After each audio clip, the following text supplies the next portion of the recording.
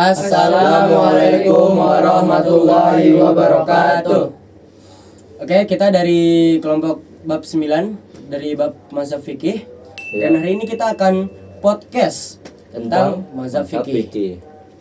Oke, dan saya Rafif sebagai host dan ada Rozan. Saya Rozan sebagai perwakilan mazhab Hanafi. Ada Fahri sebagai perwakilan mazhab Maliki. Ada Razik. Saya Razik sebagai perwakilan mazhab Syafi'i. Dan ada Danis Ryan sebagai perwakilan mazhab Hambali. Oke. Jadi gini. Di dunia ini kan ada yang namanya bumi tuh. Kenapa Allah Subhanahu wa taala menciptakan bumi? Oke. Kita taruh jawaban itu di akhir aja. Oke. Di dalam bumi itu kan ada banyak masjid. Iya. Salah satunya masjid, misal Masjidil Haram. Di Masjidil Haram, di satu masjid tuh, di masjid yang sama, kita bisa lihat orang sholat dengan cara yang berbeda-beda. Ada yang pakai kunut, ada yang enggak. Ada yang angkat tangan berkali-kali, ada juga yang cuman sekali. Beda-beda. Iya. Jadi hari ini kita nggak mau debat nih siapa yang paling benar, tapi ngerti satu hal penting. Siap. Kenapa perbedaan itu ada dan bagaimana Islam menyikapinya lewat mazhab fikih. Oke, untuk mazhab Hanafi. Oke. Mazhab Hanafi kan sering disebut sebagai mazhab yang paling rasional kan. Betul. Apa yang sebenarnya dimaksud dengan rasional di sini? Oke. Dan kenapa pendekatan ini muncul gitu? Oke, jadi mazhab Hanafi itu lahir di Irak. Wilayah dengan mazhab dan masalah sosial yang kompleks dan banyak riwayat hadis yang bercampur antara sahih dan palsu.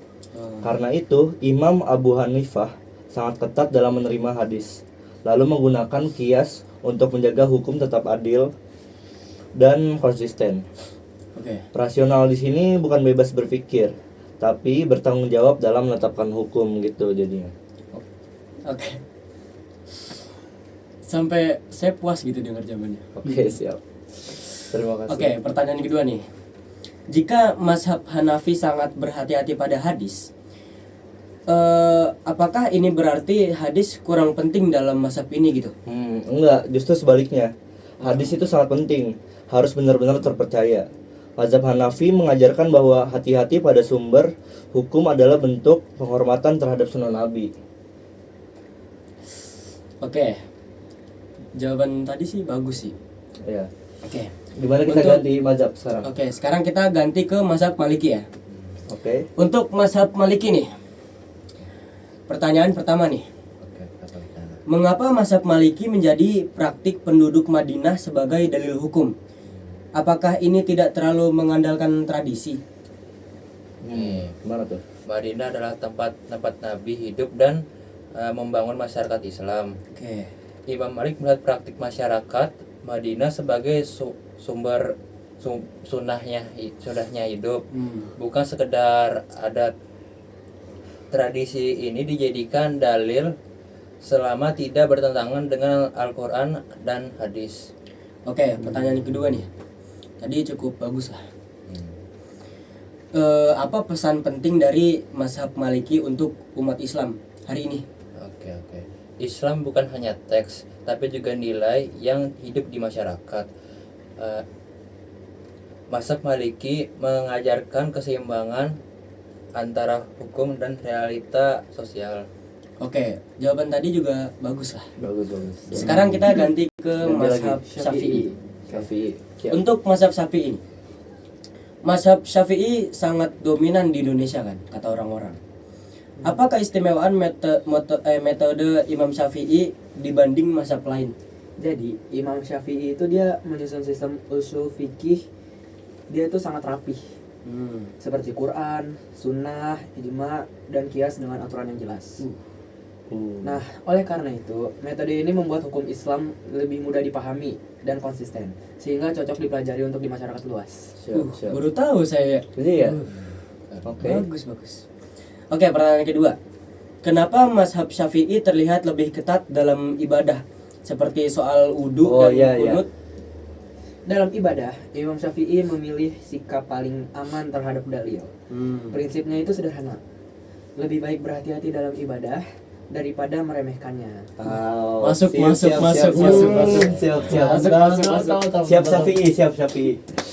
Siap. Oke, kita Syafi'i sangat bagus ya coba. Siap. Paham. Kita pindah ke mazhab Hanbali sekarang. Iya. Mari. Oke. Mazhab Hanbali kan sering dicap orang-orang keras dan kaku. Bukan bermaksud mengejek. Itu saya hanya mendengar dari orang-orang saja. Apakah benar mazhab ini menolak akal? Oke. Bagus. Tapi mazhab Hambali itu tidak menolak akal, melainkan hanya membatasi perannya. Ya kan? Jika dalil Quran dan hadis memang sudah jelas, akal tidak akan didahulukan, tidak akan dipekerjakan lagi jika memang sudah jelas. Ini adalah bentuk ketundukan kepada wahyu atau ilmu, bukan anti pemikiran. Oh, jadi kita belajar di Iya. sini bahwa jangan asal mendengarkan Saya dapat. kata orang-orang. Justru malah memajukan akal, bukan menolaknya. Iya. Benar. Oke, pertanyaan kedua, apa nilai utama yang bisa dipelajari dari mazhab Hanbali? Menurut saya itu keteguhan prinsip mazhab Hambali itu mengajarkan kita untuk tetap berpegang pada kebenaran meskipun berat dan tidak populer atau memang tidak banyak yang mengikutinya. Oke. Untuk semua segmen ya sekarang ya. Dari segmen nggak ya? Gabungan nih. Gabungan. Iya, sekarang segmen gabungan untuk semua mazhab. Oke. Saya ada pertanyaan yang cukup menarik nih. Apa tuh? Jika keempat mazhab ini sama-sama lahir dari ilmuwan dan ketakwaan tinggi nih, mengapa perbedaan mereka justru sering jadi sumber konflik di umat Islam gitu? Oke, saya bisa jawab. Oke, coba. Oke. Jadi karena itu yang merubah tuh bukan mazhabnya, tapi cara manusia menyikapi perbedaannya. Oh. Para imam mazhab tuh berbeda pendapat dengan adab dan saling menghormati. Yang konflik yang muncul tuh bukan pas ilmunya hilang, tapi ego yang berbicara. Oh, ego ya. Manusianya itu, Oke, menarik. menurut saya. Oke. Pertanyaan kedua nih. Lalu, bagaimana sikap ideal seorang muslim terhadap mazhab fikih? Ada yang bisa jawab? Kalau yang ini biarkan saya yang jawab. Oke.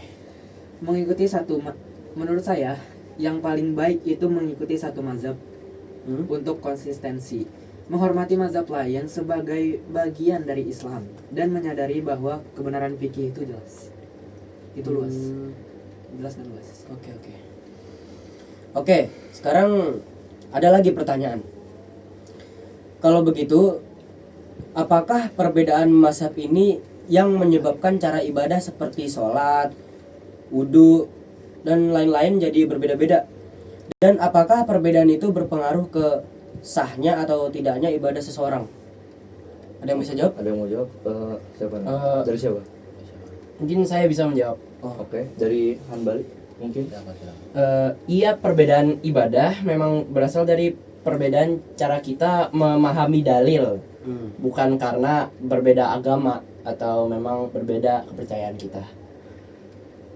Dan yang penting itu adalah semua sah selama mengikuti pendapat, semua itu sah selama kita mengikuti pendapat ulama atau ustadz yang valid. Kalau nama yang valid. oke, Iya, oke. setuju. Islam itu tidak mensyaratkan seragaman atau persamaan gerakan, tapi kesungguhan dan ketaatan. Perbedaan ini sudah ada memang sejak awal generasi Islam. Oke. Nih, Pertanyaan terakhir kali. boleh deh pertanyaan terakhir. Oke. Boleh nggak sih boleh nggak campur mazhab gitu? Masih gabungan ya berarti? Iya, masih gabungan. Oke. Oke. Pertanyaan yang sering muncul nih, biasanya ditanya-tanya pada orang yang banyak gitu. Boleh nggak sih seorang muslim mengambil pendapat dari mazhab yang berbeda-beda, atau justru itu berbahaya gitu? Ada yang bisa jawab? Boleh, Coba. saya coba jawab. Oke. Dari Maliki. Untuk orang awam mengikuti satu mazhab lebih aman agar konsisten. Namun dalam kondisi tertentu ulama membolehkan mengambil pendapat mazhab lain selama bukan untuk mencari yang paling mudah semata. Oh, iya. Masalahnya bukan pindah mazhab, tapi niat mencari kebenaran atau sekedar kenyamanan. Siap. Menarik pendapat Oke, yang oke, menarik. oke. Berarti memang sesuai dengan orangnya itu Iya. sendiri ya. Tapi nggak boleh nyari keenakannya doang kan? Iya, Iya, bener, nggak boleh nyari keenakan tuh gitu. kewajibannya juga harus tetap dipenuhi. Kita harus percaya kan namanya. Oke, sekarang closing ya mungkin ya. Oke. Oke, kita belajar dari sini, dari kita semua ini, dari obrolan kita semua, bahwa mazhab fikih bukan alasan untuk saling menjauh. Benar Jadi, tuh. jadi jangan menjauh lah Kita harus intinya. saling respect. Iya, saling respect aja. Menghormati. Iya. Mazhab fikih bukan alasan untuk saling menjauh, tapi sarana untuk memahami betapa luasnya rahmat Islam. Siap. Semakin kita belajar nih, seharusnya semakin rendah hati. Ya, semakin rendah hati bukan semakin sombong ya. Ya, Ya, bukan siap. semakin sombong. Siap. Karena ilmu sejati tidak melahirkan kebencian, tapi kebijaksanaan. Siap. Siap. Ya, keren. Jadi Waalaikumsalam. Segitu saja podcast dari Oke, kita. aku akan menjawab. Oh yang tadi Iya, iya. yang jawab. Yang tadi ini kita jawab sekarang. Oke, jawabannya adalah Tanya dulu apa tadi? silakan tulis di komentar.